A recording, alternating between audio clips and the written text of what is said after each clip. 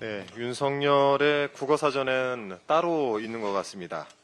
지난번엔 대통령 부인의 조언이 국정농단이라면 국어사전을 다시 정의해야 한다라는 궤변을 늘어놓더니 이번에는 법치의 의미를 재정립하려는 모양입니다.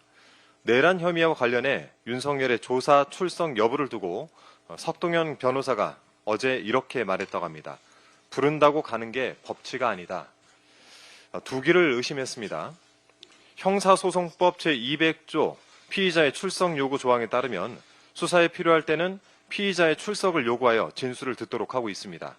어제 법사위에서도 김서구 법무부 장관 직무대행이 수사기관 소환 통보가 있으면 응하는 것이 원칙적으로 맞다라고 설명하면서 문제의 소지가 있어 보인다라고까지 말했습니다. 법과 원칙에서 굳이 예외를 찾아가며 본인에게 유리한 것만 취하려는 것은 법치가 아닌 전형적인 법기술자의 수법입니다. 지금 이 상황에 대해서 전 세계가 목격한 내란 범죄, 이것은 내란이 아니라 소란이라고 둘러대는 윤석열식 개념 정의는 우리의 통념과 많이 다릅니다. 온갖 수사기관에서 윤석열의 출석을 통보하고 있습니다. 내란 속의 윤석열은 하루빨리 수사기관에 출석해서 조사를 받으십시오. 혹시라도 자신의 부인 김건희가 받았던 출장 조사는 꿈도 꾸지 마십시오. 한 말씀 더 드리겠습니다. 지난 12.3 비상계엄 이후 우리 언론인들께서 많은 수고를 해주고 계셔서 진심으로 감사한 마음입니다. 그런데 일부에서 그런 노고를 퇴색시키는 행동을 하고 있어서 매우 우려스럽습니다. YTN의 김백 사장 이야기인데요. 이번 내란과 관련해서 내부 구성원들에게 부정선거 의혹 팩트체크 프로그램을 제작해보라고 지시했다는 보도를 접하고 참으로 어처구니가 없었습니다. 이러고 윤석열이 언론 장악을 기도했나 싶기도 합니다. 극우 유튜버들이나 말하는 부정선거 음모론을 띄우려고 김홍일 방통위 2인 체제가 YTN을 사용화시켰나 싶습니다. 계엄 선포 2시간 전 KBS가 이미 이 사실을 알고 계엄 방송을 준비했다는 의혹이 제기되고 계엄 선포 직후 계엄군이 3차례에 걸쳐 방통위에 연락을 해서 연락관 파견을 요청했다는 사실도 밝혀졌습니다. 윤석열 유니버스 속에는 부정선거가 기정사실처럼 여겨지는 모양입니다. 그러니까 노상원 전 정보사령관과 문상호 정보사령관이 롯데리아에서 햄버거를 먹으면서 선관위를 장악하고 전산 서버를 탈취할 계획을 모의한 것이 아니겠습니까? 하지만 윤석열이 그토록 노래를 부르던 가짜 뉴스에 실제로 경도돼 있던 것은 다름 아닌 윤석열과 그 잔당들인 것 같습니다. 오죽하면 노태학 중앙선거관리위원장이 지난 13일 국회 본회의에서 상당히 충격적이었다라고까지 말을 했겠습니까? 이왕 부정선거 가짜뉴스가 언급되어서 자료를 하나 소개해드리겠습니다. 자, 이 자료는 지난 20대 대통령 선거 당시 국민의힘에서 배포한 팩트체크입니다. 본인들이 한 겁니다. 중앙선관위 선거정보센터는 해킹이 불가능하다. 투표함이나 개수기 조작도 불가능하다. 사전투표함 바꿔치기도 불가능하다라면서 걱정하지 말고 사전투표해달라라고 호소를 했던 것은 윤석열과 국민의힘이었습니다. 선거를 주관하는 선관위는 똑같은데 윤석열 본인이 승리한 선거는 공정선거고 국민의힘이 대패한 총선은 부정선거라고 우기면 누가 믿어주겠습니까? 이런 집단적인 망상이 가짜뉴스로 확산되는 것은 신속하게 막아야겠습니다. 공영방송 정상화를 비롯한 언론개혁 과제 추진에 속도를 더 붙여보겠다는 말씀 덧붙입니다. 이상입니다. 네, 다음으로 김병주 최고위원의 발언이 있겠습니다.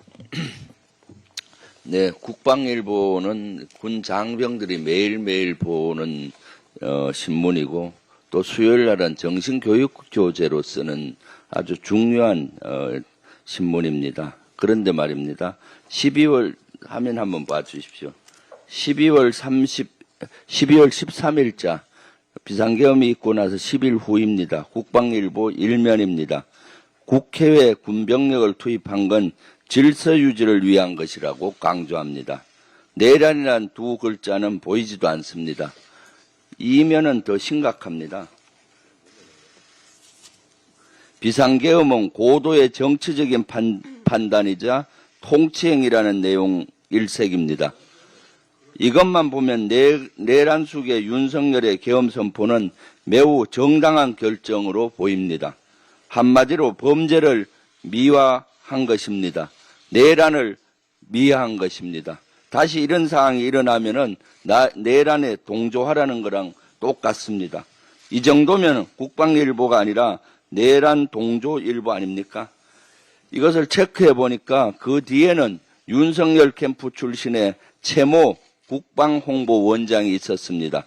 그는 12월 12일 윤석열의 담화를 비중 있게 다루라는 지시를 강하게 했다고 합니다. 일부 직원들이 반발했지만 받아들여지지 않은 것으로 전해졌습니다. 직원들이 대단히 반발을 해서 이것도 수위를 낮추어서 적었다고 합니다. 앞서 최 원장은 한강 작가의 노벨상 수상 보도에 대해서도 관련자들을 질타했다고 합니다. 이런 가운데 외교부 부대변인의 내란 동조 행위도 뒤늦게 알려졌습니다. 12상 계엄 사태와 관련해 정부 입장을 물어온 외신 기자들에게 헌법주의자이자 자유민주주의 헌정 질서를 누구보다 숭배하는 대통령의 결단이다. 합헌적 틀 안에서 행동했다라는 내용의 답신을 뿌렸다고 합니다. 해외 언론에 가짜뉴스를 퍼뜨리며 내란을 옹호한 것이나 다름없습니다. 알고 보니 이 부대변인은 올해 초까지 대통령실에서 근무했다고 합니다. 그렇습니다. 윤석열 정부 곳곳에는 여전히 내란을 동조하는 세력들이 암약하고 있습니다. 내란숙의 윤석열뿐만 아니라 이에 동조한 세력들도 발본색원해야 합니다. 다시는 이 땅에 뿌리 내릴 수 없도록 해야 합니다. 철저한 수사를 할 것을 거듭 강조합니다. 그리고 여기 이 신문은 전부 다 국방부에서는 해수를 하고 여기에 대해서 진상규명을 하고 바로 국방홍보원장은 파면시키고 감옥으로 보내야 된다고 합니다. 내란해야 된다고 저는 생각합니다. 내란에 동조하고 내란을 부추긴 것과 마찬가지이기 때문입니다. 그리고 또 하나가 있습니다. 윤석열은 애초 11월에 중요 국외 일정에 불참하고라도 계엄 의지를 표명했었다. 여인영이 최근 16일 날 검찰 조사에서 이같이 진술했다고 KBS가 보도했습니다. 윤석열은 지난달 14일부터 21일까지 에이펙과 G20 정상회담 참석자 남미 순방을 다녀온 바 있습니다.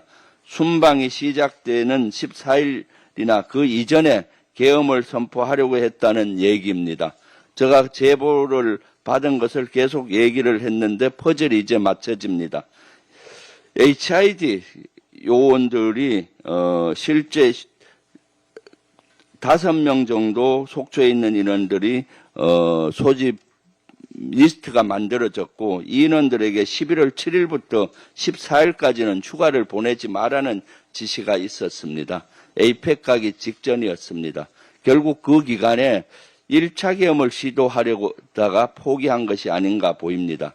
이처럼 윤석열이 오래전부터 계엄을 준비했다는 정황들이 속속들이 나오고 있습니다. 이제 더 이상 지체할 시간이 없습니다. 더 이상 지체할 이유도 없습니다. 내란 속에 윤석열이 수사당국의 소환에 응하지 않는다면 당장 잡아들이십시오. 윤석열은 지금 이 시간에도 내란의 증거를 없애고 있을지 모릅니다. 윤석열은 이 시간에도 내란 잔존 세력들에게 어떤 지시를 해서 내란을 부추길지 모릅니다. 제2의 비상계엄이든 제2의 내란이든 핵책하고 있을지도 모릅니다. 빨리 수사하고 잡아들여야 합니다. 이상입니다.